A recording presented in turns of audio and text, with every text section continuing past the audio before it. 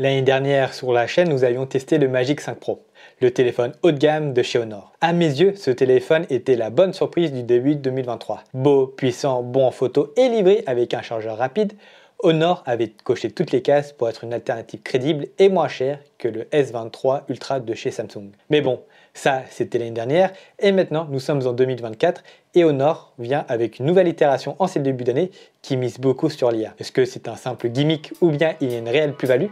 Dans cette vidéo, je te donne mon avis sur le Honor Magic 6 Pro.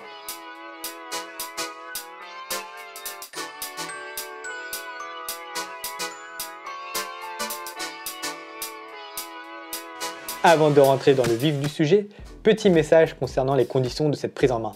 Honor nous a passé le téléphone en avant-première, donc suivant la date où tu visionnes la vidéo, il peut y avoir des différences au niveau de l'interface, des fonctionnalités logicielles et des corrections au niveau du traitement de l'image pour la photo et la vidéo. Mais bon, pour ce qui est du design et du packaging, normalement j'ai exactement ce que tu auras lorsque tu achètes le téléphone, c'est-à-dire une boîte qui contient le Magic 6 Pro et puis c'est tout. Pas de coque, pas de chargeur rapide, cette année Honor fait dans la sobriété ou bien dans la radinerie. Elle commence à être loin, l'époque où on avait tout qui était fourni dans la boîte. Au niveau du design, Honor reprend les codes de l'année dernière. Je trouve le téléphone joli, le Magic 6 Pro a une vraie identité visuelle qui lui est propre. Honor a travaillé sur son bloc photo avec des reflets qui sont censés faire un rappel aux montres d'horloger. Est-ce que l'hommage est réussi? Je te laisse me donner ton avis, dans mon cas, personnellement, ça me fait plus penser à de la pierre polie. D'ailleurs, en parlant d'unique, il y a aussi le revêtement arrière. En France, le Magic 6 Pro se décline en deux coloris. Mon exemplaire de test a un coloris vert pâle avec une surface texturée simili-cuir vegan. Visuellement, c'est beau, mais au toucher, la première fois, ce revêtement m'a donné un sentiment bizarre, comme si le revêtement était en plastique bon marché, ce qui dénote en fait avec le reste du téléphone. Mais bon, je te rassure, avec le temps, tu t'y fais. Au niveau de la face avant, on retrouve une dalle incurvée bord à bord avec une pilule centrée pour loger une caméra frontale et un TOF 3D pour la reconnaissance faciale. Je me répète, mais je trouve le téléphone beau. Honor a réussi à sortir du lot en matière de design. On a un téléphone qui a une identité visuelle qui lui est propre avec son bloc photo à l'arrière. Mon seul regret, c'est de voir qu'Honor continue de mettre des écrans incurvés.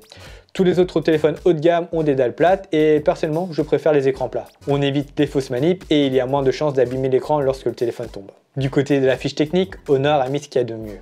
Sous le capot, on trouve un Qualcomm Snapdragon 8 Gen 3, une batterie de 5600 mAh, supportant une recharge rapide de 80 watts en filaire et 66 en sans fil. L'écran de 6,8 pouces est une dalle OLED LTPO.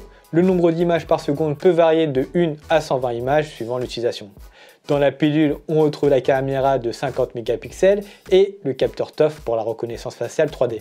Et bien entendu, un capteur d'empreinte est présent sous l'écran. Pour ce qui est de la photo, on a un capteur principal de 50 mégapixels avec une ouverture variable, un ultra grand angle de 50 mégapixels et surtout un périscope de 180 mégapixels qui permet un zoom optique x 2,5 et jusqu'à du 100 en numérique. Au quotidien, le Magic 6 Pro est agréable à utiliser. Avec son Snapdragon 8 Gen 3 et ses 12 Go de RAM, le smartphone est fluide. J'ai envie de dire, encore heureux, le contraire serait inquiétant. On peut faire tourner des grosses applications sans souci. L'écran OLED rend l'expérience multimédia hyper fluide avec son nombre d'images par seconde qui peut monter jusqu'à du 120. Côté chauffe, je n'ai pas eu de grosses sessions de jeu durant cette semaine, mais dans mon usage, je n'ai pas eu de soucis de chauffe avec le Magic 6 Pro. Le téléphone est grand, très grand même. Si vous êtes team téléphone petit comme moi, il faut un petit peu de temps d'adaptation. Avec sa dalle de 6,8 pouces, il est impossible d'utiliser le téléphone à une main. Et si vous êtes comme moi à glisser votre doigt sur le clavier pour écrire un message, c'est une nouvelle gymnastique à prendre pour bien tenir le téléphone.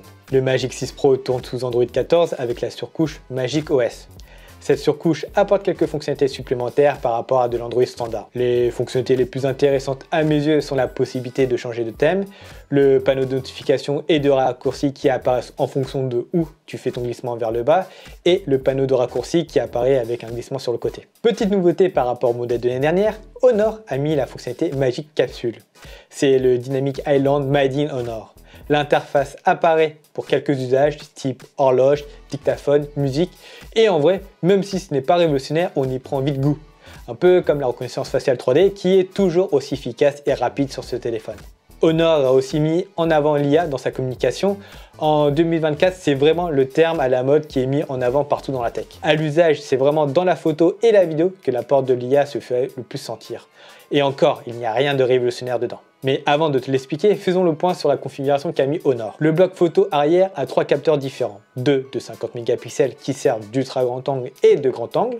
Le troisième capteur, lui, a une définition de 180 mégapixels et c'est un périscope.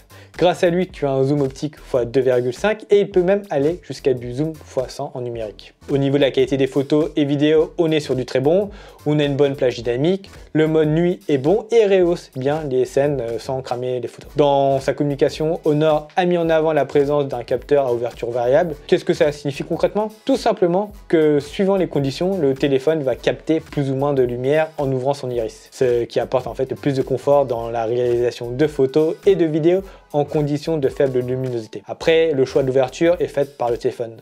Les seules exceptions, c'est lorsque tu utilises le mode pro et le mode ouverture de l'application caméra. Et encore, dans le mode ouverture, c'est un mode portrait dans lequel on peut rajouter un flou d'arrière-plan de façon logicielle, puisque le téléphone peut simuler des ouvertures plus grandes jusqu'à du 0.95 pour un arrière-plan bien flouté. En vidéo, la stabilisation est très bonne, mais ça se fait au prix de l'absence de mode de vidéo 8K. Le Magic 6 Pro n'ira pas plus haut que de la 4K et cette limitation est purement logicielle parce qu'avec son Snapdragon 8 Gen 3, le smartphone est largement puissant pour enregistrer un flux en 8K. En fait, Honor ne dépasse pas l'enregistrement 4K simplement pour assurer une bonne stabilisation numérique. Personnellement, je regrette que la marque ne donne pas la possibilité de filmer en 8K. Même si ça implique l'absence de stabilisation, ça ne mange pas de pain. Surtout qu'Honor a mis plein de modes à destination des créatifs. On a la présence de lutte pour la vidéo, un mode pro, un mode macro et même un mode live painting pour la photo. Honor a mis une couche d'intelligence artificielle dans son application caméra. On a le classique choix des paramètres optimaux en mode automatique, la suggestion de mode photo suivant les conditions dans lesquelles on est actuellement. Il y a même l'enregistrement de photos et vidéos qui s'enclenche lorsqu'il y a une action qui est détectée. Bref, des fonctions que l'on peut retrouver chez la concurrence. À l'heure actuelle, il y a quelques erreurs de jeunesse que j'ai remarquées sur ce Magic 6 Pro. Encore une fois, je tiens à préciser que j'ai un modèle de pré-série et qu'entre le jour de la sortie de cette vidéo et de la commercialisation, Honor peut apporter des correctifs au niveau logiciel. Dans les défauts que j'ai remarqués en l'état, on a la colorimétrie qui n'est pas la même entre les capteurs photo. Ça se voit énormément lorsque l'on passe de l'ultra grand angle aux autres capteurs. Il y a aussi la gestion des couleurs des peaux qui est un peu trop violente. Sans rentrer dans la théorie du complot, les peaux sombres sont un peu trop blanchies à mon goût. En plus de la colorimétrie, on a aussi la gestion de la luminosité qui n'est pas homogène entre les capteurs. C'est dommage qu'Honor ne corrige pas la luminosité automatiquement pour rendre homogène le passage d'un capteur à l'autre en vidéo. Je regrette aussi le choix des noms donnés dans les filtres, photos et vidéos. Bon là c'est du pinaillage, mais je pense qu'Honor devrait donner des noms plus explicites. Parce que bon, si je te demande la différence entre le mode authentique et naturel, je pense qu'il y a de grandes chances que tu aies la même réaction que moi la première fois.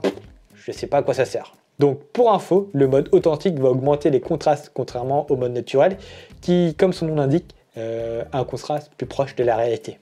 Et pour le dernier point des défauts de jeunesse de ce Magic 6 Pro, c'est l'apport de l'IA dans l'édition des vidéos. L'IA d'Honor va éditer ta vidéo rapidement pour ajouter des effets. J'ai envie de dire que la fonction a le mérite d'exister. Les résultats vont du kitsch à un rendu digne d'un film indien.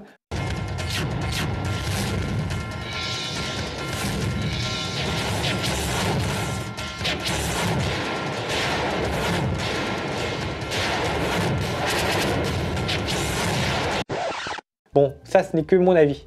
Mathieu, lui, il trouve que c'est génial et que ça fait le taf pour les réseaux sociaux. Je te laisse donner ton avis dans les commentaires pour savoir si tu es team Mathieu ou Jason vis-à-vis de cette fonctionnalité. En tout cas, si tu veux des résultats plus sympas, je t'invite à utiliser l'application Galerie. Elle t'offre beaucoup plus de possibilités en édition pour la vidéo. Du côté de l'autonomie, avec sa batterie de 5600 mAh, le téléphone tient largement une journée et même 2 jours en utilisation raisonnable. Point positif du Magic 6 Pro, c'est qu'il est compatible charge rapide 80 watts en filaire et 60 watts sans fil. Par contre, il faudra passer à la caisse car aucun chargeur n'est présent dans la boîte. Voilà, on arrive à la fin de cette prise en main de ce Honor Magic 6 Pro. Mes impressions sur ce téléphone sont globalement bonnes. Honor livre un téléphone beau, qui fait des belles photos et vidéos. Le smartphone est un monstre de puissance.